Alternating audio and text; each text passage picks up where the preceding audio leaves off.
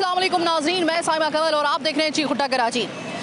शर्जील इनाम बेबल साहब इस वक्त बहुत एक्टिव हुई हैं पूरे कराची को और सिंध को मंशियात से पाक करने के लिए। बड़ा अच्छा इकदाम कर रहे हैं, बहुत अच्छे इकदाम उठाए जा रहे हैं और इसको हम बड़ा ये लायक तहसीन है। लेकिन जब हम कराची की बात करते हैं तो कराची में मंशियात से ज़्यादा एक और नाम है, और बल्कि वो उसके कई नाम हैं।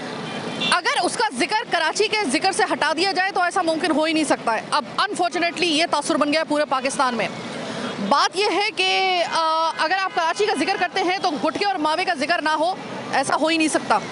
ये मेरे पीछे जो आपको अजदहाम नज़र आ रहा है पूरी आवाम का जो इस वक्त सड़कों पर है, अगर मैं आपको वसूख से ये बात कह रही हूँ, अगर मैं इनके आपको चेहरे दिखा दूँ तो इसमें से आपको तकरीबन 50% से ज़ायद लोगों के 50% से ज़ायद लोगों के मुंह गुटके और मावे से भरे हुए मिलेंगे। कई 100 अफराद सिर्फ कराची में माउथ कैंसर का शिकार होकर इस जहाने फ़ानी से अपने बीवी बच्चे बाल और जितने भी उनके घर वाले हैं उनको रोता हुआ छोड़ के चले गए हैं। भरी जवानियों में मैंने लोगों को जाते हुए देखा है। इसके अलावा बहुत दफ़ा एक्शन हुआ लेकिन एक्शन का कोई फ़ायदा नज़र नहीं आ रहा। कहीं ना कहीं से जो गुटखा खाने वाले, मावा खाने वाले, उनको गुटखा मावा दस्तयाब हो ही जाता है। इंतहाई गिलाज़ा से तैयार किए जाने वाला ये गुटखा और मावा किस तरीके से आपको, मुझे और इस पूरे कराची को बिलखुसूस इस वक्त अपने नरखे में जकड़े बैठा है, इसका अंदाज़ा मेरे ख्याल है मेरे से ज़्यादा उन लोगों को है कि जिनके घर में कोई ना कोई गुटखा खाने की वजह से खुदा न खासा माउथ कैंसर का शिकार हो चुका है या होने के लिए जा रहा है। सिम्टम्स नज़र आ जाते हैं। पता नहीं कितने ऐसे लोग हैं कि जो कि मावा और गुटखा खाने की वजह से उनके पूरे जो एक ड्रीम होता है ज़िंदगी का कि मैं अपने बच्चों के लिए ही करूँगा, मैं अपने घर वालों के लिए ये करूँगा, वो सब ड्रीम अपने साथ कब्र में लेके चले गए। अस्पताल भरे पड़े हैं, कैंसर अस्पताल भरे पड़े हैं। कराची में जब हमारी बात हुई तो कैंसर अस्पतालों में सबसे ज़्यादा तादाद जो है वो इस वक्त माउथ कैंसर के मरीज़ों की है। ये इतने एक्शन हो रहे हैं और कहा जाता है, जो जिसकी वजह से हम आज में प्रोग्राम कर रहे हैं, कहा जाता है कि किसी भी मंशात के खिलाफ आपका एक्शन कामयाब हो जाएगा, गवर्नमेंट का, शर्जील इनाम बेबल साहब का या फिर पुलिस का खैर मामला जो है वो थोड़ा सा मशकूक भी है, लोगों का ये कहना है। लेकिन गुटके और मावे को आप बंद नहीं करा सकते, चाहे ये एक खुली रिट को चैलेंज किया जा रहा है। आपको इस जगह पर जहाँ से मैं आपको रिपोर्ट कर रही हूँ, यहाँ से लेकर आप पूरे कराची में घूम लें, आपको मिलेंगे ऐसे खुफिया, ऐसे तमाम तर स्पॉट्स जहाँ पर गुटखा और मावा अभी तक मिल रहा है। आप बेचना बंद कर दें, ये लोगों का कहना है, हम खाना बंद कर देंगे। अब ज़रा मालूम करते हैं लोगों से कि ये गुटखा और मावा क्या इतनी इनकी ज़िंदगी का एक मताए हयात बन चुका है कि इसके बगैर क्या इनकी ज़िंदगी मुमकिन नहीं है, या ये गुटखा और मावा इनकी ज़िंदगी से ज़्यादा इनको अजीज़ है, अपने बच्चों की ज़िंदगी से ज़्यादा अजीज़ है। जो लोग गुटखा और मावा बेच रहे हैं उनके खिलाफ गिरफ्त क्यों नहीं जो है वो बरकरार रख पा रहे कानून ऑफिस करने वाले इदारे भी, और जितने भी हमारे हाई ऑफिशियल्स हैं वो आखिर क्यों इनके खिलाफ कोई कार्रवाई करते हैं, लेकिन वो कार्रवाई कुछ अरसे के बाद हमें पानी में जाती हुई क्यों महसूस होती है। हम इस पर काबू क्यों नहीं कर पा रहे। लोगों का जो ये कहना है कि आप किसी भी मंशात के खिलाफ आपकी कार्रवाई कामयाब हो सकती है, लेकिन आप गुटके और मावे को कराची से अलग नहीं कर सकते। ये क्या वजह है? यही वजह जानने के लिए आज हम निकले हैं बाहर। अल्लाह खैर करे, हमें खुद पता नहीं है कि अभी हमें किन हालात का सामना करना पड़ेगा, क्योंकि लोग गुटके और मावे की तरसील और इसके हवाले से किए गए सवालों पर बाद दफ़ा जज्बाती भी हो जाते हैं, और बाद दफ़ा हमें बहुत ही ज़्यादा गैर मुनासिब किस्म के कमेंट्स भी सुनने को मिलते हैं जब हमें रोकते हैं। क्या वजह है? ये गुटखा बदजायका, बदबूदार एक ये जो मवाद है, ये क्यों लोगों को आज कराची में इतना अजीज हो गया? ये कौन लेकर आया था? किसने कराची के लोगों की ज़िंदगी बर्बाद की है इस गुटके और मावे की वजह से? ये तमाम सवालात हम लेकर आए हैं आम आवाम से भी पूछने के लिए और उन बदबख्तों से भी पूछने के लिए कि जो कि इतने ख़तरे के बाद, इतनी जाने के बाद भी आज भी सिर्फ चंद टके के लिए गुटके और मावे का ये कारोबार कर रहे हैं। चले जनाब, अभी मैं एक मसरूफ़ तरीन शाहराह में हूँ, और ये शाहराह ऐसी है कि आई चंद्रगिरी रोड का नाम तो आपने सुना ही होगा।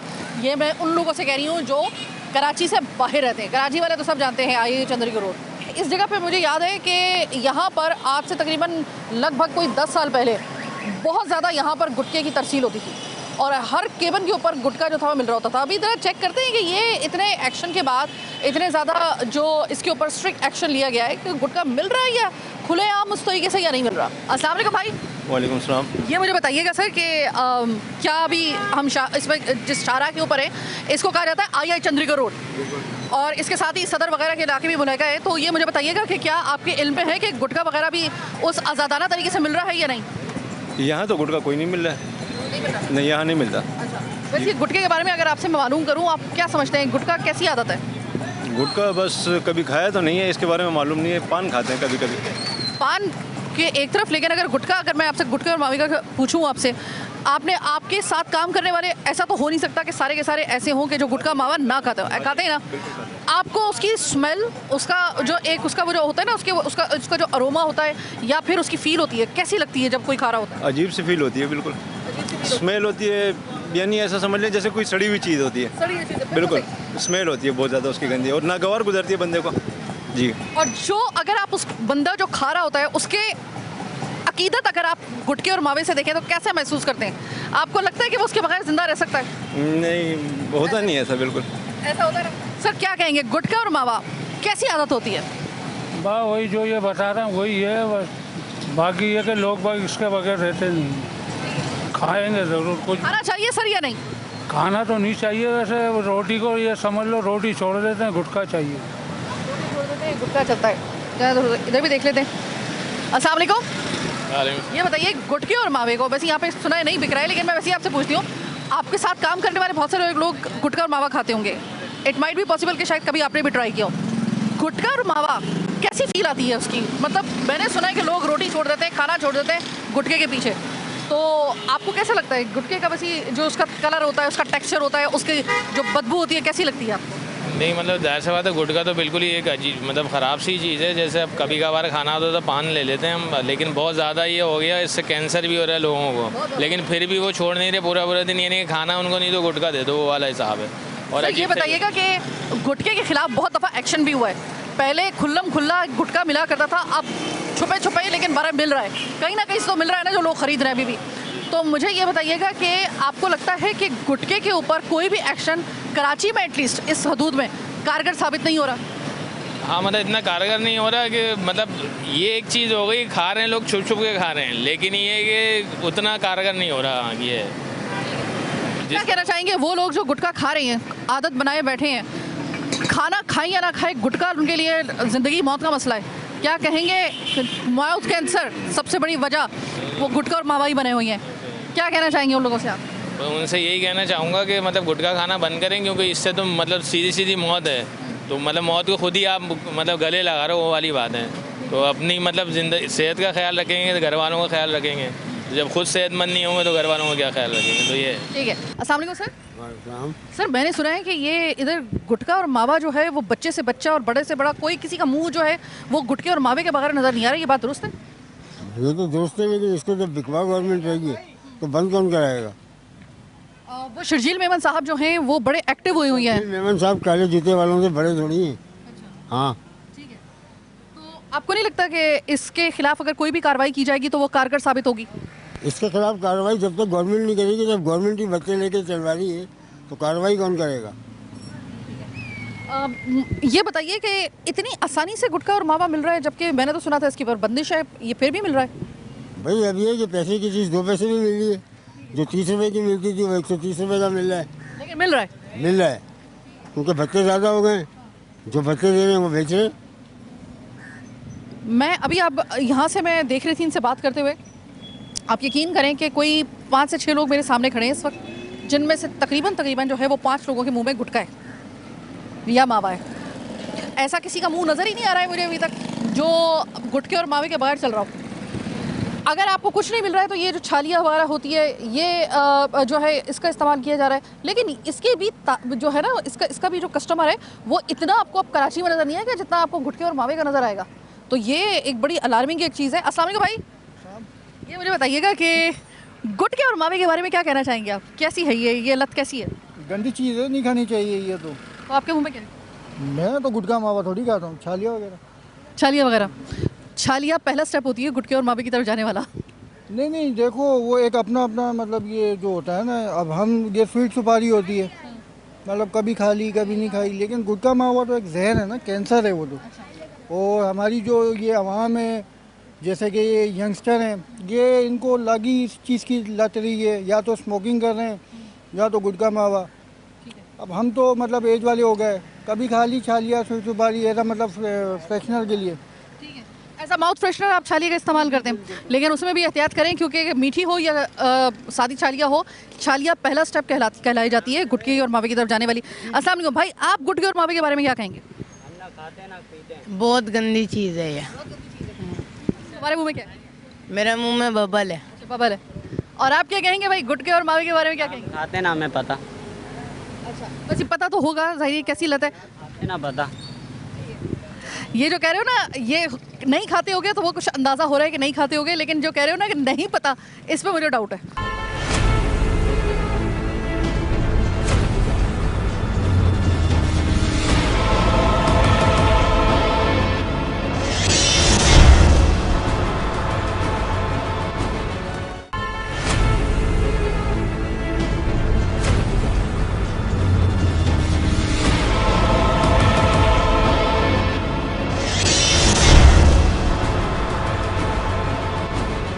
नाज़रीन, अब तक के प्रोग्राम के इस हिस्से में आपने देखा कि हम लोगों से मालूम कर रहे हैं कि भाई गुटखा खाना क्यों मुज़र सेहत है, आप खाते हैं या नहीं खाते हैं। हालांकि बहुत सारे लोग खा रहे थे, लेकिन उन्होंने साइड पे गुटखा थूक कर वो गुटखे की बुराइयां कर रहे थे, वो अलग बात है।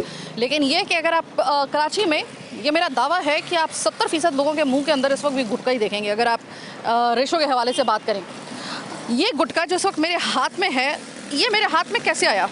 ये तो इंडिया का गुटखा है, और जिस तरीके से शर्जील इनाम मेमन साहब बहुत अच्छा एक स्टेप ले रहे हैं, और ये तमाम चीज़ें जो हैं ये खुरफात से इसको जान छुड़वाने की कोशिश की जा रही है, तो ये मेरे हाथ में कैसे आया, ये कहाँ से मुझे मिला? इसका जवाब आपको प्रोग्राम के अगले हिस्से में देखने को मिल रहा है, क्योंकि हम आपको पता है कि उस वक्त तक हाथ नहीं डालते किसी भी जगह पर जब तक कि हमारे पास उसका सबूत ना हो। हमने अपनी टीम को भेजा एक जगह जहाँ पे हमें कुछ बताया गया कि भाई यहाँ पर गुटखा वगैरह जो है वो मिल रहा है पाबंदी के बावजूद, और उन दुकानों में ये इंडियन गुटखा जो है ये बाकायदा तौर पर मिल रहा है, जो कि जो एक तरीके से गैर कानूनी है। हमने अपनी टीम को वहाँ पर भेजा हिडन कैमरे के साथ, जो अभी ये फुटेज आप देख भी रहे हुए इसमें। तो हमारे जो प्रोड्यूसर थे सारे, वो एज़ यूजुअल ये गुटखा जो था, जब हमें इतला मिली है हम उस जगह पे गए हैं, हमारी वो फुटेज आप इस वक्त देख रहे होंगे। अब हम जा रहे हैं उनसे ये पूछने के लिए कि भाई अल्लाह को मानो, पाबंदी है ये गुटखा, पहले तो ये बताओ ये गुटखा आपके पास आप बेच क्यों रहे हैं, और दूसरी बात ये कि ये इंडियन गुटखा आपके पास कहाँ से आ रहा है? मेरे साथ चलिए। ये कुर्तुबा मार्केट है बहादुराबाद पे, और यहाँ पर मैं मौजूद हूँ, तो ज़रा थोड़ा सा बात करते हैं। अस्सलाम वालेकुम भाई। अस्सलाम वालेकुम। वालेकुम अस्सलाम। भाई ज़रा थोड़ा सा मुंह का जायका ख़राब हो रहा है, कोई गुटखा शुटका मिल सकता है? गुटखा हम लोग रखते ही नहीं है। आप ये काम नहीं करते? पक्का? पान रखते हैं, पान। पान रखते हैं पक्का? हाँ, देख लीजिए, बिल्कुल पक्का मीठे पान। सर इसी दुकान से ना, इसी दुकान से अब से थोड़ी देर पहले हमारे दो बंदे आके गुटखा लेकर गए। हम लोग गुटखा रखते ही नहीं है एक चीज़। सर ये आइटम आपकी दुकान से लेके गया है? पता नहीं है हमारे, ये पानी हुई थी। ये नहीं, ये पान नहीं है, ये आप ही के पास से लेके गए ना? हम लोग बात नहीं है बाजी, ये चीज़ें अगर मैं आपको फुटेज आपकी दिखा दूँ? पता नहीं है बाजी, हम लोग पता नहीं कैसे भाई, मैं आपको फुटेज दिखा रही हूँ। इधर से एक मिनट ठहरें, जिसने परचेज़ किया मैं उसको भी ले आती हूँ। हाँ भाई आओ। इसी दुकान से लिया? जी बिल्कुल, इसी दुकान से लिया। फुटेज चल रही है? जी फुटेज बिल्कुल। कितने का खरीदा? एक 220 रुपये का है। एक 220 रुपये का। अच्छा, इंडिया का है ये माल? इंडिया से स्मगल। सर आपकी तो फुटेज इसमें है, आपको पता है गैर कानूनी। मैं तो अभी भी खाना खा के अभी आए हैं हम लोग। इन तीनों में से किससे लेके गए हैं? इनसे लिए? बड़ी कमज़ोर याददाश्त है मेरे भाई आपकी। भाई आप मुझे ये बताइए, मेरा बिल्कुल खुदा की कसम ये मकसद नहीं है कि मैं आपसे आके ये थानेदारों की तरह से बात करूँ, बनता भी नहीं है, लेकिन आपको पता है ये गैर कानूनी है। और दूसरी बात, ये इंडिया से आया। शर्जील इनाम मेमन साहब जो हैं, उनकी तरफ से सख्ती से इंस्ट्रक्शन है, आपने उसके बावजूद रखा हुआ है। अब आप मुझे बताइए कि ये 200 कुछ रुपए का ये है, आपको तकरीबन इस पर कितना मुनाफा हो जाता होगा? 10,000 रुपये का अगर ये डिब्बा है, आप उस पर कितना का कमा लेते होंगे? लेकिन ये आपको मैं बता दूं कि आप एक गैर कानूनी चीज़ अपने पास रख रहे हैं। अब इस पर अगर फ़र्ज़ करें कि यहाँ पे कोई, मैं तो चले सिर्फ एक्सपोज कर रही हूँ, कार्रवाई इसके ऊपर होगी तो आप क्या करोगे? भाजी मुझे नहीं लग, बड़ा भाई आएगा तो हम बात कर। सर आप ही ने दी थी, आप ही ने दी थी, आपकी फुटेज है, हमने खुद बंदे भेजे थे आपके, और इससे पहले भी। हाँ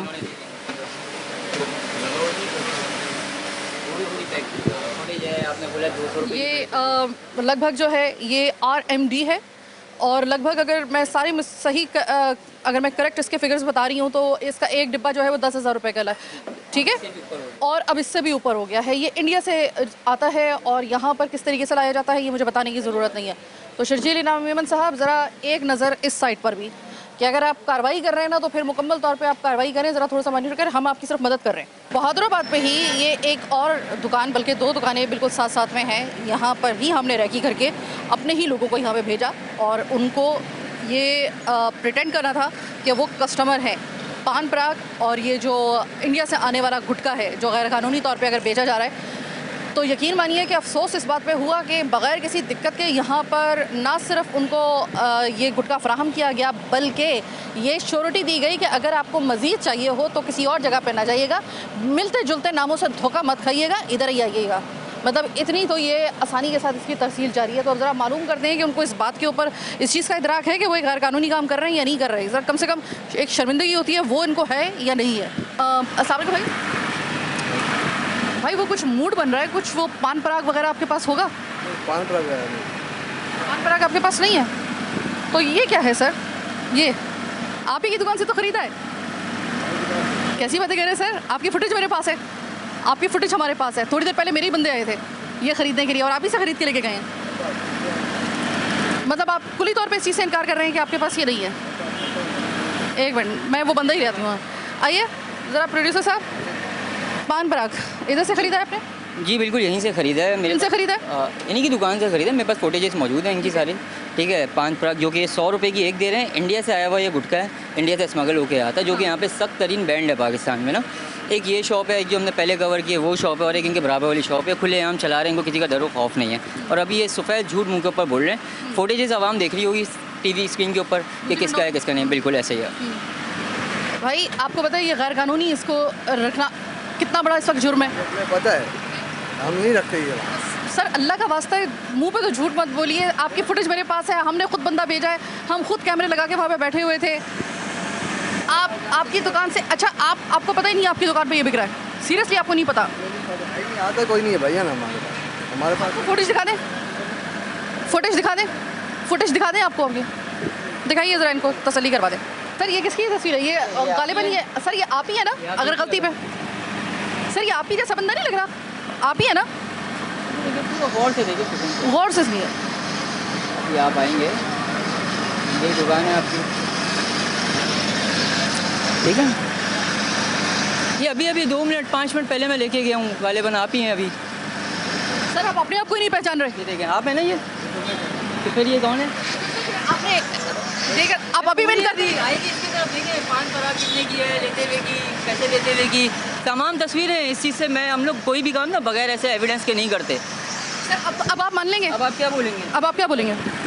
सर आप कम से कम मान तो लेना कि आपने वो किया है, बाद में बाकी बात होगी। मान तो लेना कम से कम। आप देखा, आप फुटेज दिखाने की आपको ज़रूरत है। सर आपको पता है कि ये कितना बड़ा एक गैर कानूनी काम कर रहे हैं? आप अंदाज़ा है आपको? ये हमें अंदाज़ा है, लेकिन हमारे कि इस तरह का हमें पता नहीं है भाई। सर अभी तो देखें, मैं सिर्फ आई हूँ ना। अगर फ़र्ज़ करें यहाँ पे अभी पुलिस आ जाए और वो इस पर कार्रवाई करे, वो ज़्यादा बेहतर रहेगा या इस वक्त अगर हम आपको तंबी करके जा रहे हैं ये ज़्यादा बेहतर रहेगा? इसको मुझे नहीं पता। State of denial, state of denial. Yes, इस वक्त आपको अगर नज़र आ रहा होगा कि इस वक्त मानने तक के लिए ये तैयार नहीं है जब तक इनको फुटेज इनकी नहीं दिखाई जा रही। मतलब जैसे कहते हैं ना कि खड़े पैरों झूठ बोला जा रहा है, इस तरीके से झूठ बोला जा रहा है। अस्सलाम वालेकुम भाई, कोई पान पराग होगा? मूड ज़रा ख़राब हुआ हुआ है, ज़रा मूड सही करवा दें भैया। ये मिल जाएगा आपके पास से? ये हाँ मिल जाता है। मिल जाता है। आपको पता है ये इंडिया से आने वाला जो गुटखा है ये रखना इस वक्त ममनू करार दिया गया है, गैर कानूनी है। आपने फिर भी रखा हुआ है। आपने कम से कम इनकार नहीं किया बाकी लोगों की तरह कि ये तो मैंने बेचा ही नहीं है। उनको फुटेज दिखानी पड़ रही थी, लेकिन आपने चले मान लिया। शायद आप देख चुके थे यहाँ पे जो है वो क्लियर है, लेकिन चलो आपने सच बोला, शुक्रिया इसका। लेकिन मुझे ये बताइए भाई, ये गैर कानूनी तौर पे क्यों रहे? आपको पता है, मुझे लगता है कि शायद आप भी गुटखा इस वक्त खा रहे हो। If I am not wrong, खा रहे हो? सही है। आपको पता है कि माउथ कैंसर की इस वक्त जो नई जो तहकीक आई है, एक उसका जो रिपोर्ट आई है उसके मुताबिक कराची में सबसे ज़्यादा जो है ना वो इस वक्त मरीज़ होश रुबा उन पे इजाफा हुआ है, वो माउथ कैंसर की वजह से हुआ है और ये है इसकी वजह से पाबंदी लगाई जा रही है और आप यही जहर बेच रहे हो। ठीक है, ख़त्म कर देंगे और क्या। आप ख़त्म कर देंगे? मैं कैसे इस बात को मान लूँ? देखिए, आपके पास से बगैर किसी दिक्कत के अगर ये गुटखा मेरा बंदा लेकर गया है, मेरी टीम का बंदा लेकर गया है, तो ये तो फिर आप बल्क में भी आप दे सकते होंगे। यहाँ पे तो श्योरिटी भी दी जा रही है कि किसी दिक्कत के बगैर जो है वो आपको किसी वक्त भी मिल सकता है। आप मुझे मेक श्योर कैसे कर सकते हैं कि अब आप ये नहीं बेचेंगे? आप नेक्स्ट टाइम आएंगे तो ऐसा नहीं मिलेगा आपको इंशाल्लाह। सर, नेक्स्ट टाइम तो क्या पता मैं ना आऊँ, लेकिन हो सकता है पुलिस आ जाए या फिर कोई जो है कार्रवाई बड़े लेवल पे हो जाए। वो ज़्यादा आपके लिए बेहतर होगा या मैं आपको तंबी करके जा रही हूँ, ये ज़्यादा बेहतर होगा? ये ज़्यादा बेहतर है। तो जनाब, मैं अपने प्रोड्यूसर को एक दफ़ा फिर से बुलाऊंगी। ये तीसरी दुकान है। आपको कराची में किसी भी दिक्कत के बगैर आपको गुटखा मावा ये जो इंडिया से आया हुआ होता है। मैं सबसे पहले तो ये पूछना चाहती हूँ यहाँ से मुतालिका जो पुलिस है, जिन जिन इलाकों में ये बिक रहा है, क्या कर रही है भैया आप? आए दिन आप लोगों की तरफ से एक दावा किया जाता है कि हमने इतना गुटखा पकड़ लिया, इतना चर्च पकड़ ली, इतना गुटखा पकड़ लिया, इतनी चर्च पकड़ ली, इतने बावे पकड़ लिए, इतने ये कर दिए। कहाँ जा रहे हैं वो भाई? फिर वो दावे जो हैं अगर ऐसे हैं तो ये जो खुलेआम दुकानों के ऊपर ये बिक रहा है ये जहर, आप ये कैसे बिकने दे रहे हैं? अगर हम अपनी रेकी करके यहाँ पर आ सकते हैं और बगैर दिक्कत के हमें ये मिल सकता है, तो क्या ये मुतालिका पुलिस का थाना इससे बेखबर होगा? यकीनन नहीं होगा, यकीनन नहीं होगा। फिर वही वाली बात होती है कि ये फिर शक को शुबात पैदा होने शुरू होते हैं। शायद साजबाज है, शायद भत्ता चल रहा है, शायद पैसे का मामला है। ये मैं आपको बबांगे दोहल आपसे कह रही हूँ कि गुटखे और मावे को आप नहीं रोक सकते हैं इस वक्त पूरे कराची में, जब तक कि आपकी पुलिस, आपके तमाम तर इदारे जो हैं वो एक सेम पेज पर नहीं आएंगे। लेकिन वो कैसे आएंगे? उनमें से तो अब माजरत के साथ अक्सरियत जो है वो ख़ुद इसका इस्तेमाल कर रही है। कहाँ से आप इसके ख़िलाफ़ कार्रवाई करेंगे? इंडिया से आने वाला ये गुटखा जो कि इस वक्त आप मेरे हाथ में देख रहे हैं, अगर ये मुझे मिल रहा है और अगर मुझे किसी भी किस्म की कोई दिक्कत के बगैर मिल रहा है, तो मैं पागल हूँ कि मैं इस आदत को छोड़ूंगी? मैं क्यों मैं ये इस्तेमाल ना करूं? मुझे ये लत क्यों ना लगे कि जब पूरा आपका शहर जो है वो इस लत के पीछे जो है वो पागल हुआ हुआ है। वो अपने आप के घर में खाना आए ना आए, 2 वक्त की रोटी मिले ना मिले, बस उसको ये गुटखा, जिसको आदत हो गई है उसको ये गुटखा ज़रूर मिलना चाहिए। आपने एडिक्टेड कर दिया पूरे कराची को। आपने कराची की जो तहजीब थी उसको आपने रंग दिया गुटखे के अंदर, और इसका सेहरा बहुत सारे लोगों के सर है। सर, सिर्फ एक शख्स के ऊपर, ये सिर्फ इस बेचने वालों के सर नहीं है, वो तमाम तर लोग जो कि सिर्फ तमाशबीन बन के सिर्फ दावे कर रहे हैं, ये सब उस तमाम तर घिनौने कारोबार का हिस्सा समझे जाएं तो ज़्यादा बेहतर होगा। ये अल्फाज ज़्यादा बेहतर होंगे उनके लिए। फ़िलवक्त हम ज़रा देखते हैं कि कानून इस हवाले से क्या कहते हैं, ज़रा देखते हैं। इसी हवाले से हम लोग इस वक्त थाना फिरोज़ाबाद में मौजूद हैं और SHO इनाम जुनेजो साहब हमारे साथ मौजूद हैं। इनाम साहब, हम प्रोग्राम करके आए हैं इस हवाले से कि ये जो ज़ाहिर है कि आपने भी सुन लिया होगा कि शर्जील इनाम मेमन साहब ने ये जो नशा आवर अशिया हैं, जैसे कि इसमें गुटखा और मावा भी शामिल है, इसके ख़िलाफ़ जो तहरीक है वो बहुत सख्त कर दी है। अब इस दौरान में हम लोग कुछ दुकानों पे गए हैं, वहाँ पर खुफिया तौर पर नहीं बल्कि बरमला जो है खुल्लम खुल्ला वो इंडिया से जो लाया गया गुटखा है ना वो फ़रोख्त किया जा रहा है। शिकंजे कब टाइट होगा इनके ऊपर?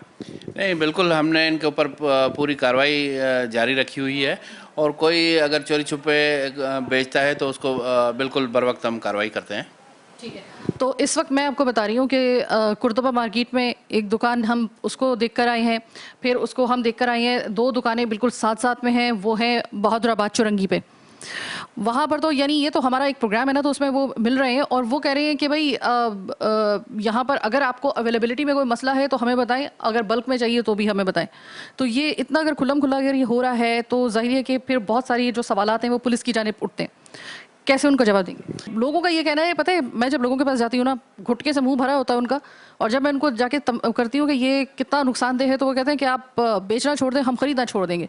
तो वो ये कहते हैं कि आप ये बात जो है वो पुलिस से जाके पता करें, वो खुद बंद क्यों नहीं कर रहे, हम तो खुद इस लानत से परेशान हैं, लेकिन आदत हो चुकी है, बंद हो जाएगा तो हम छोड़ देंगे, ये उनका कहना है। क्या कहेंगे सर? नहीं, बिल्कुल ये बात ठीक है, बंद होगा, जब फ़रोख्त बंद होगी तो लोग भी छोड़ेंगे। ये हमारी प्राइमरी रिस्पॉन्सिबिलिटी है कि हमने उसको बंद करवाना है और ये हमारी रिस्पॉन्सिबिलिटी में शामिल है कि हम बंद करवाएंगे और करवा रहे हैं। हमने इस पर काफ़ी हद तक जो है कंट्रोल किया हुआ है। लेकिन सर मैं तो अभी इसी हदूद में भी मैं विज़िट करके आ चुकी हूँ, यहाँ पे भी बहुत सारी जगहों पे मिल रहा है। तो वो ये कह रहे हैं कि आप ये बात हमसे ना करें, आप पुलिस से बात करें। नहीं, आप बिल्कुल जो कह रही हैं मेरी हदूद में इंशाल्लाह ताला मैं आपके साथ भी चलने के लिए तैयार हूँ, कहीं भी आपको नज़र नहीं आएगी इंशाल्लाह। आने वाले दिनों में हम लोग ये कोई ऐसी कोई बड़ी कार्रवाई होता हुआ देख रहे हैं गुटखा और मावा के खिलाफ, और खासतौर पे वो गुटखा जो कि भारत से लाया जा रहा है? जी बिल्कुल, जहाँ जैसे ही हमें कोई इन्फॉर्मेशन मिलती है, वैसे तो ये पोश इलाके हैं, यहाँ पर ऐसी चीज़ों की कम है शिकायत और नहीं है, और जैसे भी जाम मिलेगा इंशाल्लाह ताला उसी वक्त बर वक्त कार्रवाई की जाएगी। क्या ये मुमकिन हो सकता है कि हम अगर अपनी रैकी की बुनियाद पर या फिर हम अपनी रिपोर्टिंग की बुनियाद पर अगर आपसे रब्ता करें कि फ़लाँ जगह पे आपके डोमेन में यहाँ पर जो है वो खुफिया तौर पर या फिर खुलम खुल्ला अगर गुटखा फरोख्त किया जा रहा है तो उसके ऊपर आप फिल फॉर कार्रवाई करने का मजाज है? एनी टाइम एनीवेयर, मतलब हम आपकी मदद कर सकते हैं? बिल्कुल कर सकते हैं, आप भी का फ़र्ज़ है हमारी मदद करना। हाँ जी, चलें सर, आपका भी बेस फ़र्ज़ है खिदमत आवाम की, और असल में आपने बिल्कुल सही बात की कि ये हम दोनों जो है दरअसल मीडिया का काम और पुलिस का काम लगभग थोड़ा सा एक ही जैसा होता है। इन्वेस्टिगेट हमें भी करना होता है और आपको भी करना होता है। जहाँ पे हमें कोई सिरा मिलेगा सर हम आपको बताएंगे। Thank you so very much कि अगर आपने ये कहा है कि अगर हम आपको इन्फॉर्म करें या हम आपको इन्फॉर्मेशन दें तो हम वहाँ पर कार्रवाई करेंगे। Thank you so very much.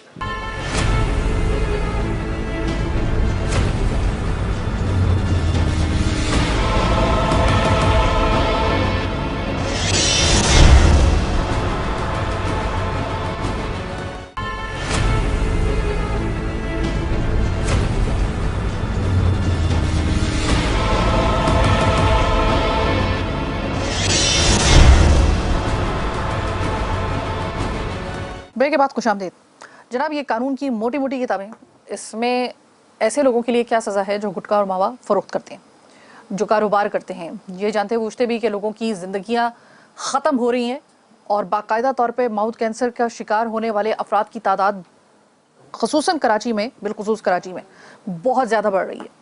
कानून इस हवाले से क्या कहता है ये जानने के लिए हम एक माहिर कानून, इससे पहले भी हमारे प्रोग्राम में शिरकत कर चुके हैं, माहिर कानूनदान जावेद अहमद छतारी साहब, किसी तारुफ के मोहताज नहीं। अस्सलाम वालेकुम सर। जनाब वालेकुम सलाम जनाब। सर आप से पहले मेरी मुलाकात हुई थी तो वो एक सिनेरियो था इलेक्शन का, और आज जो है वो बिल्कुल एक अलग है। जावेद साहब ये बताइएगा कि कानून पे कानून बन जाते हैं मुख्तलिफ हवालों से मुख्तलिफ जराइम को कंट्रोल करने के लिए, लेकिन कानून का इम्प्लीमेंटेशन हमेशा एक सवालिया निशान रहा है। अब अगर हम बात करते हैं ये गुटखा मावा बनाने वाले, ये कारोबार करने वाले, ये बेचने वाले लोग, क्या कानून इसके ऊपर कोई जुबान रखता है, कोई हद रखता है, कोई सज़ा रखता है, या इनको खुली छूट है? आऊज़ु बिल्लाहि मिनश शैतानिर रजीम, बिस्मिल्लाहिर रहमानिर रहीम।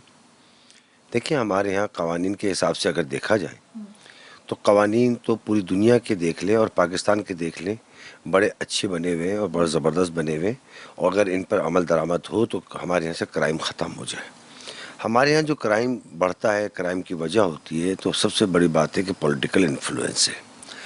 ये पॉलिटिकल इन्फ्लुएंस इसलिए होता है कि जब हम आते हैं MNA MPA बनते हैं, हुकूमतें बनती हैं, तो कुछ चहीते पुलिस वाले भी होते हैं, कुछ चहीते लोग भी होते हैं जिन्होंने इलेक्शन में हमारे पैसा लगाया होता है, दीगर बातें होती हैं, तो उनको कंपनसेट करने के लिए हम एक आंख बंद करके इम्प्लीमेंटेशन के ऊपर एक आंख बंद कर लेते हैं। अब कानून में और कानून के सफ़ों में और इम्प्लीमेंटेशन में बड़ा फ़र्क है। हमारे यहाँ नाम तो एक बात है इदारों का कि लॉ इन्फोर्समेंट एजेंसीज़, लेकिन लॉ इन्फोर्समेंट एजेंसीज़ अपना काम नहीं करती।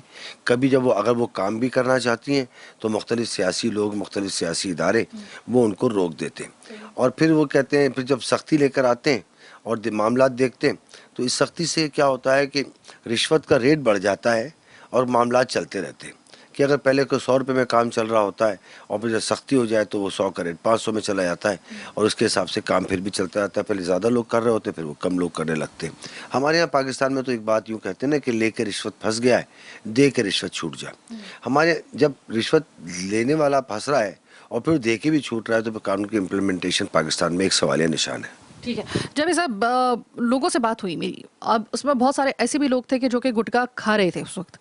अब जो गुटखा खा रहे हैं वो ये नहीं मतलब इनकार नहीं कर रहे हैं कि ये हम जो कर रहे हैं उसकी कोई क्लियरिफिकेशन नहीं दे रहे। वो कह रहे हैं कि हम फंस गए, हम खा रहे हैं, हम इसके बगैर रह नहीं पा रहे क्योंकि एक उसकी लत पड़ चुकी है।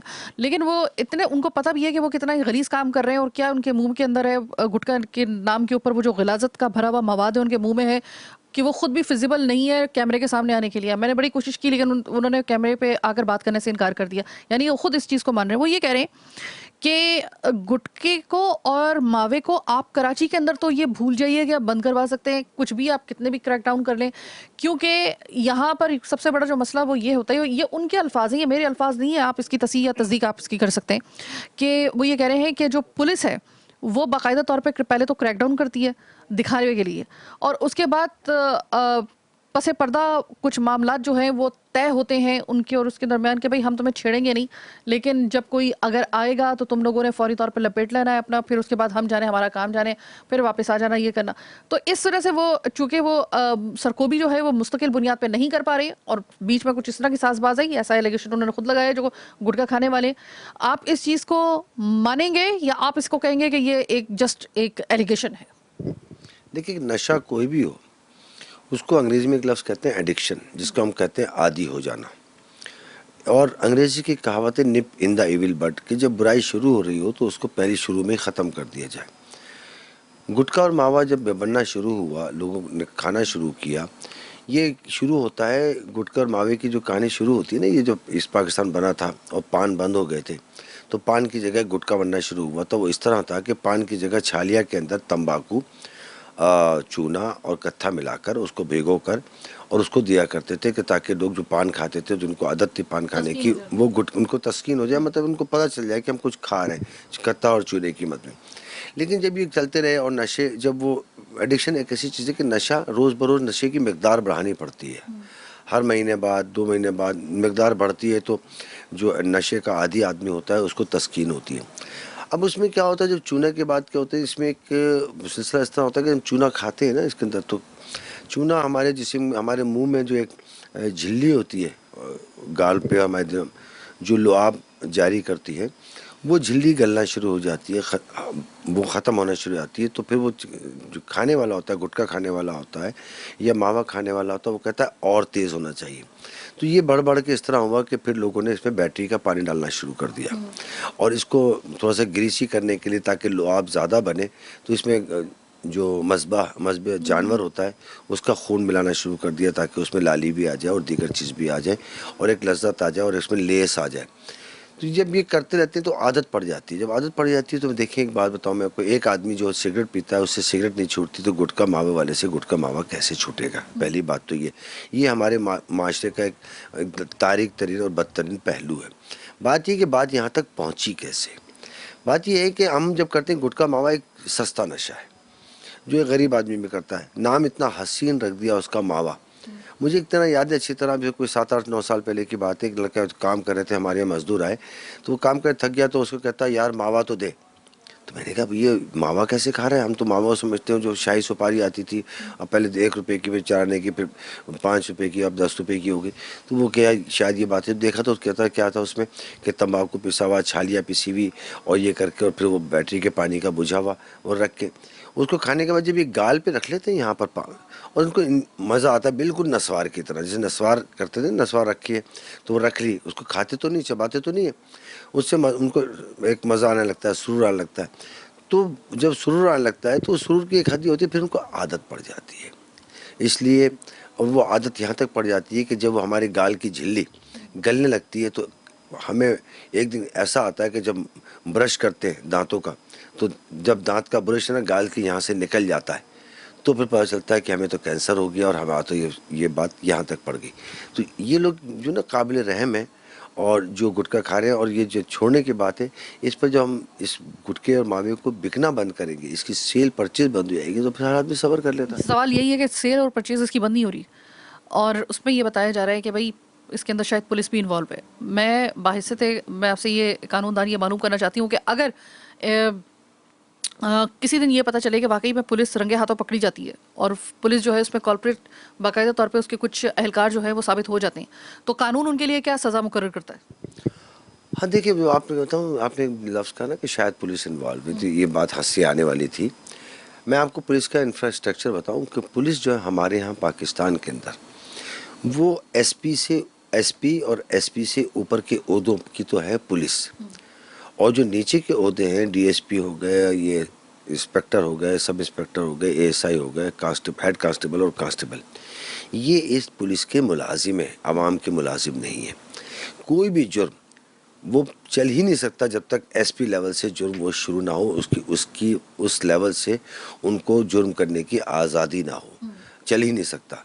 वरना एक एसपी का हुक्म ऐसा होता है कि कोई पुलिस वाला एक लम्हे के अंदर, वो कहते हैं कि एक दरख्वास्त पुलिस वाला बर्खास्त, कि अगर अवाम उन्नास में से एक दरख्वास्त आ जाए कि ये पुलिस वाला मौक्किल चला रहा है या अड्डों से भत्ता ले रहा है या कोई और बात कर रहा है, तो एसपी एक जुम्बिश कलम में उसको सस्पेंड कर सकता है, उसके खिलाफ डिपार्टमेंटल इंक्वायरी शुरू कर सकता है, उसको सर्जनिश कर सकता है, कैपिटल पनिशमेंट दे सकता है और उसकी सीनियरिटी 2 साल कम कर सकता है, उसको डिसमिस फ्रॉम सर्विस कर सकता है और दीगर चीज़ें, या उसकी फर्दर कहे जी 2 साल तक तुम्हारी पोस्टिंग नहीं होगी कहीं पर।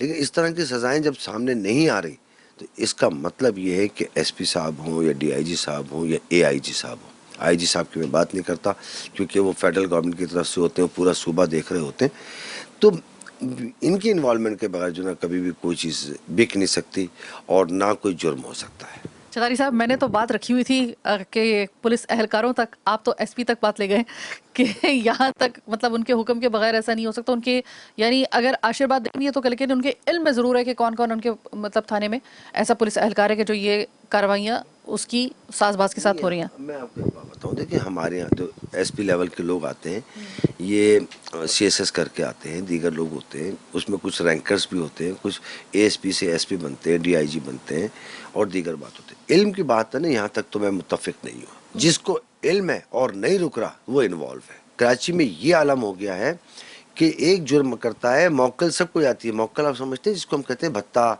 महीना, इसको मौक्कल कहते हैं, पुलिस के बीट, ये सब ये हर इदारे को जाती है तो बिकता है। अब एक इदारे को बीट जा रही है, उसने कहा जो तुमने पकड़ा है, मतलब तुमने पकड़ा, बोलता यार हम इसकी बीट ले रहे हैं, इसको छोड़ दो, तो वो छोड़ देते, बोला तो इसको बीट दे रहा तो हमें भी दे बीट।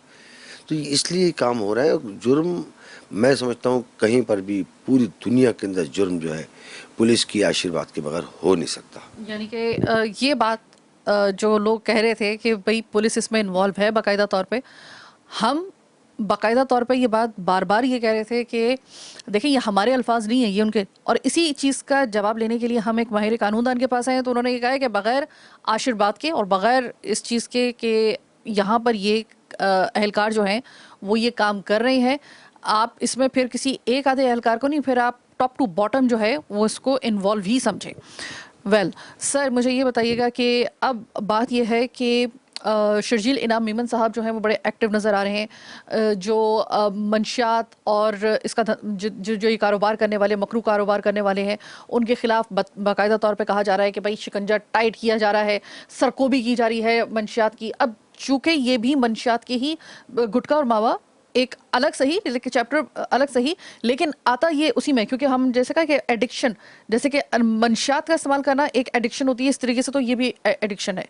तो आप मुझे ये बताइएगा कि एक परसेप्शन कराची के बारे में डेवलप हो चुका है पूरे पाकिस्तान में, वो ये कि कराची में किसी भी मंशियात, चाहे वो हीरोइन हो, आइस हो, चर्स हो, बंद किया जा सकता है, लेकिन गुटखा और मावा को बंद नहीं किया जा सकता।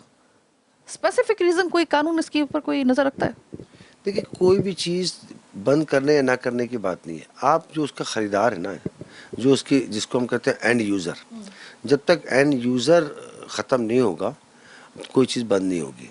अब इसमें करते हैं, अब गुटखा है, इसका तो आम आदमी ख़रीदा है, इसमें कोई दुकान नहीं है, चलते चलते बिक जाता है। दीगर चीज़ें बंद सब कुछ हो सकता है, if there is will there is वे।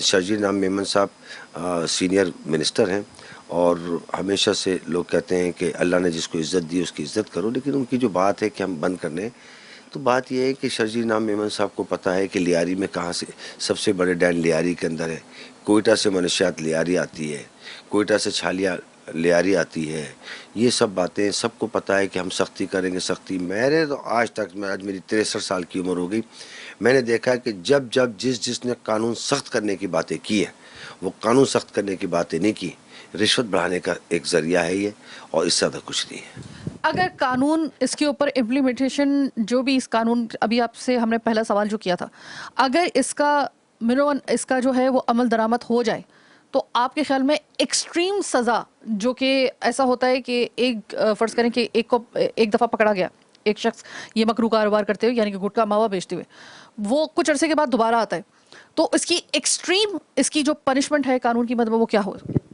देखिए सज़ा बढ़ाने से या सज़ा होने से मैं आपको बताऊं कोई फ़र्क नहीं पड़ता। सज़ा अगर 15 दिन भी हो ना तो भी बहुत है। इस गुटखा मावा वाले केस के अंदर जो लोग बनाते हैं, ट्रांसपोर्टेशन करते हैं, रखते हैं, कोई चीज़ इस्तेमाल करते हैं, उसके अंदर जो सज़ा है 3 साल तक की सज़ा है बनाने वाले को, बेचने वाले को, रखने वाले को और दीगर चीज़ों को। एक तो एक हिस्सा ये हो गया और उनकी जायदाद और जो सामान है, यूटेंसिल्स वगैरह, जो जो ज़रिया है उसका, जो फैक्ट्री है, वो सब जब्त करने का है। और यहाँ तक है कि इसके रिश्तेदारों की अगर प्रॉपर्टी भी हो जो उसने खुद ख़रीद के दी हो, बहन की, भाई की, भांजे की, भतीजे की, वो तक जब्त करने का कानून है। और जो लोग ख़रीदते हैं और खाते हैं उनके लिए सज़ा 1 महीने की है।